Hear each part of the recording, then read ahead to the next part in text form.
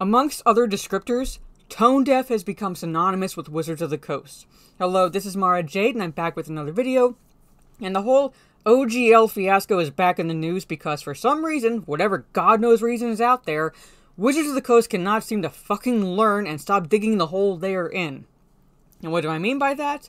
Well, let's just dive right into this article to get a gauge of what's going on with the OGL situation. Now, I'm not going to cover the entire article necessarily. I'm going to cover key points, but the gist is there. So without further ado, here it is.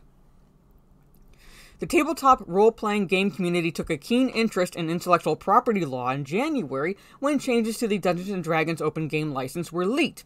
The OGL is a public copyright license that allows the general public, anyone from small companies to independent authors, to create content for Dungeons & Dragons under an approachable set of guidelines.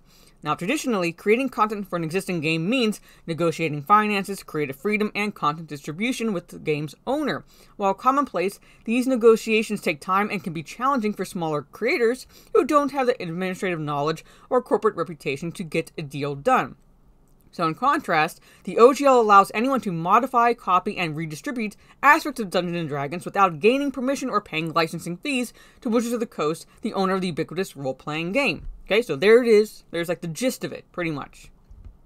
Now, what did they do? So why was it making headlines initially? Well, the OGL licensed content is undoubtedly prevalent, popular, and profitable. Since 1999, there has been a wealth of content created under the OGL. Companies like Paizo have built successful tabletop role-playing game franchises. Major brands such as Star Wars, Hellboy, and Lord of the Rings have adopted it for their own needs. And web series such as Critical Role have made millions streaming Dungeons & Dragons on Twitch. So, when a new version of the OGL leaked in January 2023, and I covered that in a video, dubbed OGL 1.1, it was naturally met with some skepticism. Kind of a masterpiece of understatement, but moving on. Wizards of the Coast ostensibly designed the new license to recognize emerging digital platforms, dissuade bigoted or toxic content. Okay, that should be qualified with whatever they deemed to be bigoted or toxic. Not what actually was, what they deemed to be so.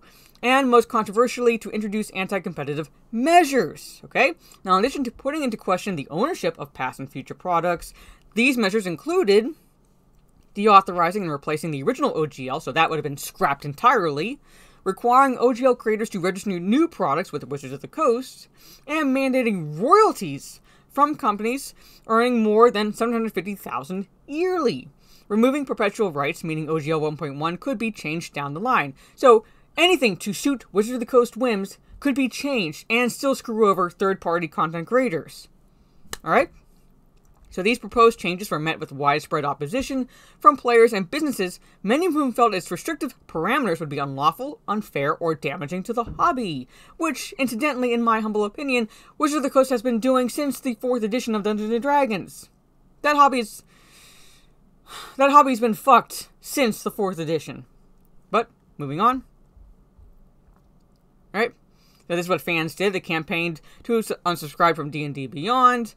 Paizo announced its own open RPG creative license, and news outlets reported that Wizards of the Coast staff condemned the company's actions and their callous attitude towards Dungeons & Dragons players. So, even the staff went against the higher-ups. Alright?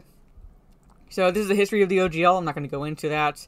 I'll post a link to the article in the description, so if you want to read it, peruse at your own pleasure. So what's next for the OGL? Okay, so all that happened. What's next for it now?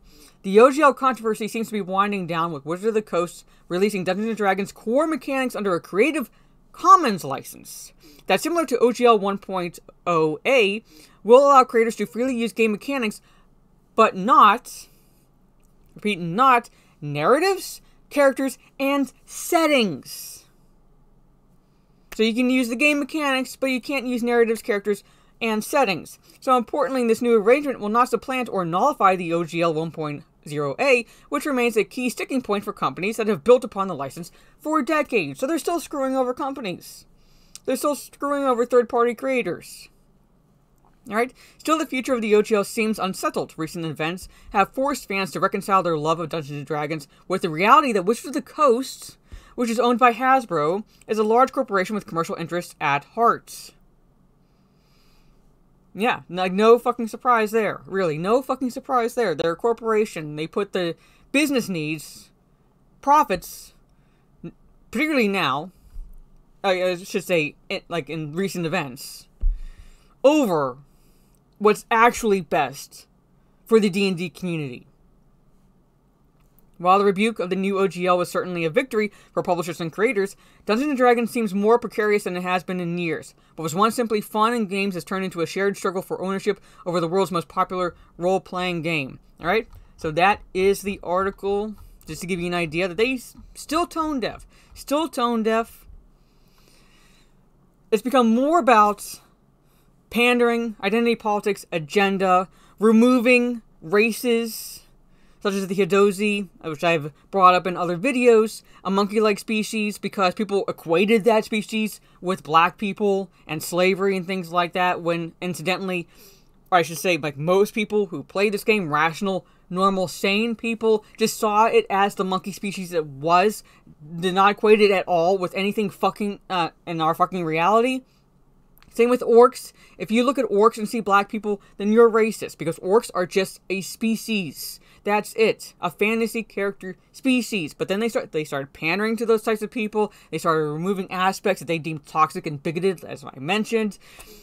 Screwing over authors of books and such by reprinting those books and screwing them out of royalties that they would normally be entitled to. Attacking Gary Gygax's son and ostensibly his wife, when Gygax's son had the audacity just to call her his woman. Never mind the fact that she called him her man. No, they attacked Gary Gygax's son. Gary Gygax, who we would not have D&D if it weren't for him. All this shit.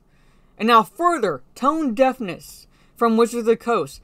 And no surprise, this is from a few days prior, you have the OGL controversy is pushing massive sales surge of Pathfinder and other non-D&D games, because players are like, screw this shit. I'm going to go where I'm actually wanted. Right? You got Pathfinder, Warhammer, D&D fans leaving a tabletop RPG that they've loved for most of them decades, leaving it for other non-D&D games where they're not going to be told it's not for them anymore. They're not going to be told that they should leave because they're white dudes. All right, and their time is at an end, pretty much, because that's not the community anymore, pretty much. They are leaving. So, good job, Wizards of the Coast. Good fucking job. But at any rate, what are your thoughts down in the comments below? Do you agree with what Wizards of the Coast is doing? Do you disagree with what Wizards of the Coast is doing? Have you been a D&D fan? Are you still a D&D fan? If so, what edition do you prefer to play? Have you played all the editions? I generally stop at edition 3.5, but that's just me. Let me know all that fun stuff down in the comments below. And if you stopped playing D&D, what have you decided to play instead? Me, personally, I've slowly started getting into Warhammer. And when I say slowly, I mean slowly, because I don't want to dive headfirst into it, because there's a lot of lore to cover, so I'm slowly picking away at the content and figuring out factions and so forth, so I'm not overwhelmed by everything. But that's me personally. And for you, what have you been doing? Let me know all that stuff. I'll be live later on Twitch this evening. I'll figure out what I'm going to play later on, so tune in for that about 7:30 p.m. Eastern. And if you like this video, leave a thumbs up. Share on social media if you will. This is Mara Jade. Catch you on the dark side. And the W should stand for wankers, not wizards. Peace.